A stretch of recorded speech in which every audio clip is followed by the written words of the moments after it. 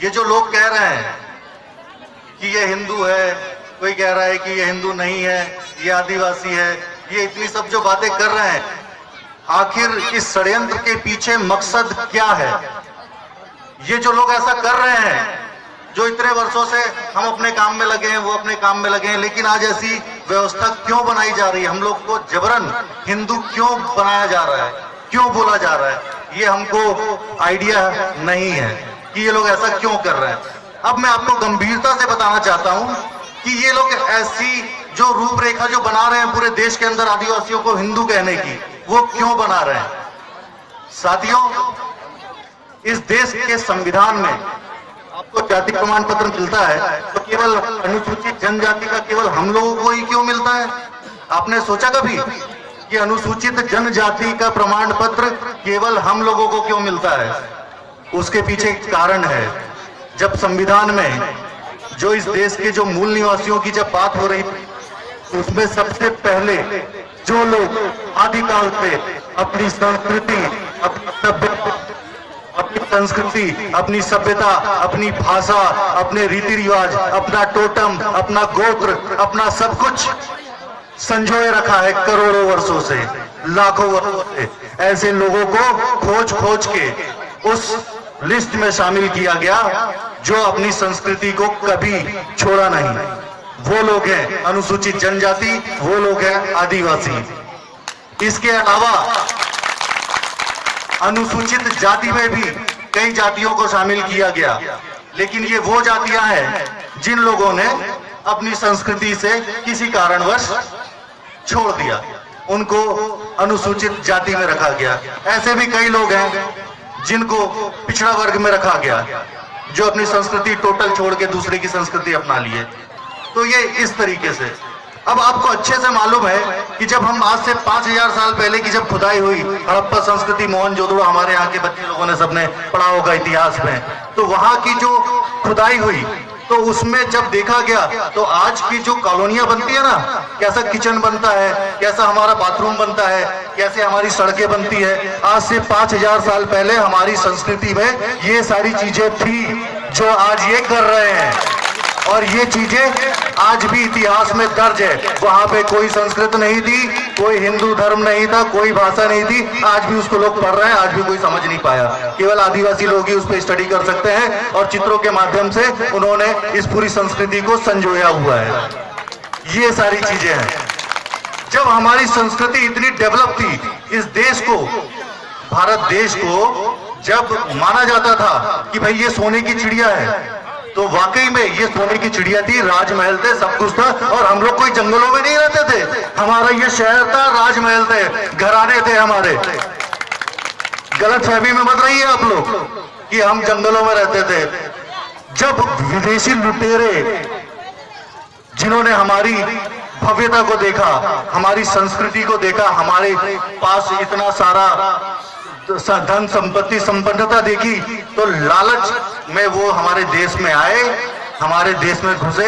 हमारे सीधे साधे भोले भाले लोग जो लड़ाई झगड़ा ये सब कुछ नहीं जानते थे, शस्त्र लेकर आए, हथियारों से हम लोगों के साथ मारकाट मचाई, हमारी पूरी धन संपत्ति लूट के वो यहाँ पे आके शासक बन गए, हम लोग को भगा दिया, खदेड़ दिया जंगलों की ओर, और हम लोग अपनी संस्कृति के साथ जंगलों में चले गए। हम लोगों ने उनकी संस्कृति कभी नहीं अपनाई।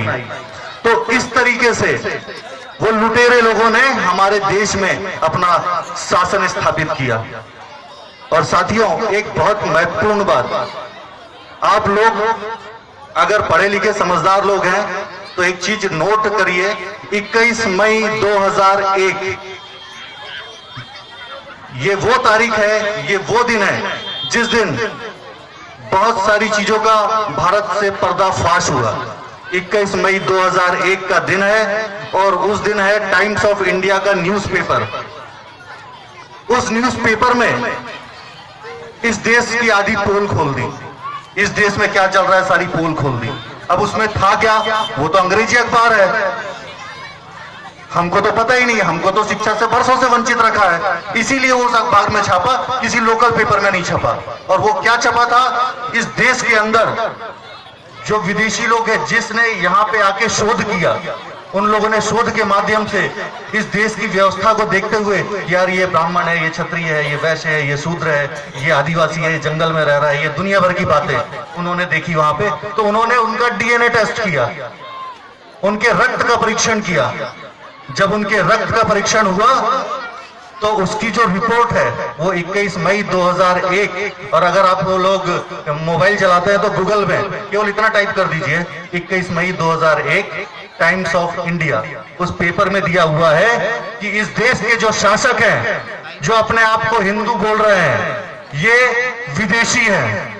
इनका डीएनए बताता है कि इस देश के मूल निवासी नहीं है, और ये लुटेरे थे, ये यहाँ पे लूटने के लिए आए, हम लोगों को भगा दिया, हम लोगों को लूट लिया, और वो यहीं आके बस गए, और आज भी वो बसे हुए हैं यहाँ पर और शासन कर रहे हैं। अब दूसरा पहलू ये है कि ये लोग जो शासन कर रहे हैं, तो अब इनकी नजर हम लोगों पे क्यों पड़ी? उसका कारण है हमारे पुराने क्रांतिकारी, हमारे समाज के नेता, हमारे लोग, और बाबा साहब भीमराव अंबेडकर जैसे लोग, जिन्होंने हमें वो किताब दे दी, भारत का संविधान। ये सारी चीजें उस संविधान में लिखी हुई है। ये आरक्षण ये नहीं दे रहे, ये प्रतिनिधित्व ये नहीं दे रहे, वो किताब दे रही है हमको। ये किताब वो माध्यम है जिसके माध्यम से ये हमको सारी चीजें मिल रही है। हमको अनुसूचित जनजाति का सर्टिफिकेट वो संविधान बोलता है, ये कोई दे नहीं रहा है। हम अनुसूचित जाति में, हम पिछड़ा वर्ग में हैं, जो योजनाएं आ रही है, जो पैसा आ रहा है सरकार के पास, उसका कारण ये संविधान है, और ये संविधान इनके रास्ते में सबसे बड़ा रोड़ा है। संविधान सबसे बड़ा रोड़ा है, इसको हटाना चाहते हैं। अब रोड़ा इसलिए है कि अब देखिए 8.5% लोग सब तो चले गए जंगलों में, हमारे आदिवासी भाई लोग 8-9% है अपन लोग, है ना, हम सब जंगलों में चले गए। अब इस जंगल का जो खजाना है, खजाना कैसा है? कोयला, लोहा है, हीरे जवाहरात, यूरेनियम, और ये और वो, और पेट्रोलियम, और दुनिया भर की सारी चीजें हमारे जंगलों में है कि नहीं? और उन लोगों पे हमारा कब्जा है। ये जंगलों में हमारा कब्जा है किस माध्यम से? संविधान के माध्यम से। बिना संविधान में फेरबदल किए ये उसको ले नहीं सकते। तो अब इसको कैसे खत्म किया जाए? संयुक्त राष्ट्र संघ में एक बात है, वहां पे पूरे विश्व के जो आदिवासी होते हैं, अपन 9 अगस्त को मनाते हैं कि नहीं, विश्व आदिवासी दिवस। वो क्यों मनाते हैं? पूरे विश्व में मनाते हैं। वो इसीलिए मनाते हैं क्योंकि पूरे विश्व के आदिवासियों को, जो मानव अधिकार जो आयोग है पूरे विश्व में जो देखता है, वो हर देश के आदिवासियों को एक अधिकार संपन्न बनाता है, अधिकार देता है। वो अधिकार देता है। इस वजह से इनको सबसे बड़ी तकलीफ हुई है। वो चाहते हैं कि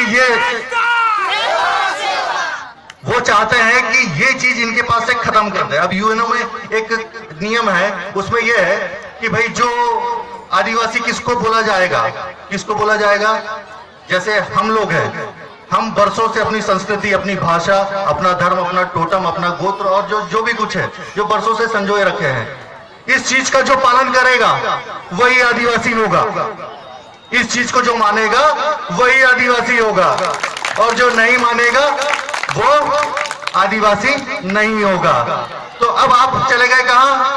हिंदू सम्मेलन में रजिस्ट्रेशन। आप लोगों से जब फॉर्म भरवाया जाता है, वहां पे आप लोगों से लिखवाया जाता है कि भाई धर्म में तो आप भोंडी का कालम ही नहीं है। इन लोगों का षड्यंत्र देखिए आप लोग। जब लिस्ट आती है तो उसमें लिस्ट में होता है हिंदू, मुस्लिम, सिख, ईसाई, बौद्ध, जैन, अन्य, कॉलम इतने ही होते हैं। और जितने बार जनगणना होती है उसमें भी यही कॉलम रहते हैं। हमसे स्कूलों के फॉर्म भराए जाते हैं, एग्जाम फॉर्म भराए जाते हैं, जितने भी फॉर्म भराए जाते हैं उसमें भी यही कॉलम होते हैं, इसके अलावा और कोई कॉलम नहीं होता, है ना। और हम लोग भूलतावश हर जगह जहां भी हमसे पूछते हैं, हम लोग कुछ बता नहीं पाते, मासा बासा और दूसरे लोग अपने मन से हिंदू धर्म के ऊपर टिक कर देते हैं। और देश की नीतियां बनती है, जब फंड निकलता है अनुसूचित जनजाति के लिए, तो वहां पे जनगणना की रिपोर्ट देखी जाती है। वहां पे जनगणना की रिपोर्ट देखी जाती है कि भाई इस समाज के लोग यहाँ पे इतने, इसलिए इसको इतना फंड दिया जाएगा। और वहां पे धर्मस्व विभाग जैसे हो गया मध्य प्रदेश देश के अंदर, जिसमें हम लोग नहीं हैं। जैसे अभी ट्राइबल विभाग में भी पेपरों में आपने पढ़ा होगा, कोई शाह जी है मध्य प्रदेश में, हेलो, कोई शाह जी हैं, उन्होंने मध्य प्रदेश में जो फंड आता है मंदिरों के लिए, उसमें कह दिया कि अनुसूचित जाति विभाग जो है आयोग, वो जो पैसा देगा वो केवल अनुसूचित जाति और जनजाति के जो मंदिर है, उनके देवी देवता है, वहां पर खर्च किया जाएगा। बाकी जो हिंदू धर्म के जो मंदिर है वहां पे नहीं दिया जाएगा, है ना। तो कितना अच्छा निर्णय है, जिसका पैसा जिसके लिए। लेकिन कारण क्या है, पैसा वहां क्यों खर्च हो रहा था?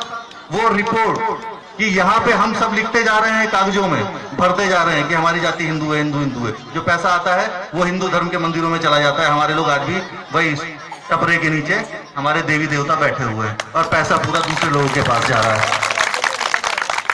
तो सबसे पहली बात यह है कि एक तो जनगणना हो गई, अब जो आने वाली जनगणना है 2021, उसमें ध्यान रखिए।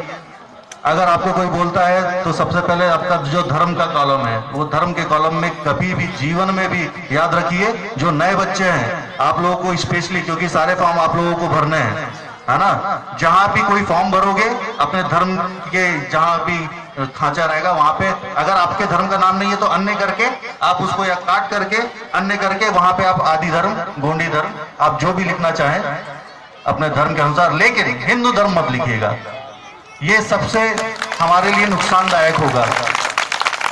अब ये जो षड्यंत्र है ये इसीलिए कर रहे हैं कि ये हमको हिंदू बनाए, हम हिंदू अपने आप को बोले, और जनसंख्या जो आने वाली जो जनगणना होगी उसमें ये साबित करना चाह रहे हैं। यहाँ पे वैसे भी ये यूएनओ में जाके बोल चुके हैं कि भारत में अनुसूचित जनजाति और ये सब लोग हैं, ये लोग बोल चुके हैं। इसीलिए नहीं, हमारे लोग लगे हुए लड़ाई लड़ रहे हैं कि भाई 9 तारीख को विश्व आदि दिवस के लिए पूरे सरकारी रूप से पूरे विश्व में मनाया जाता है, इंडिया में क्यों नहीं मनाया जाता।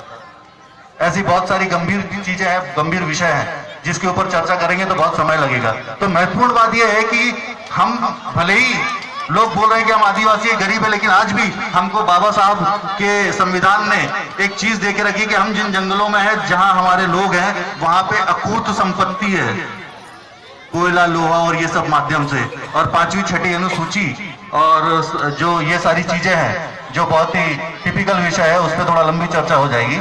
लेकिन उसको अभी हमारे क्षेत्र में लागू नहीं हुआ है, घोषित है बरसों से, लेकिन हमारे क्षेत्र में लागू नहीं हुआ है। और लागू ना होने का कारण ही ये है कि हमारे सारे लोग हिंदू धर्म लिखते हैं। यहाँ पे वो संख्या बता देते हैं कम, यहाँ पे संख्या कम होती जा रही है। हेलो,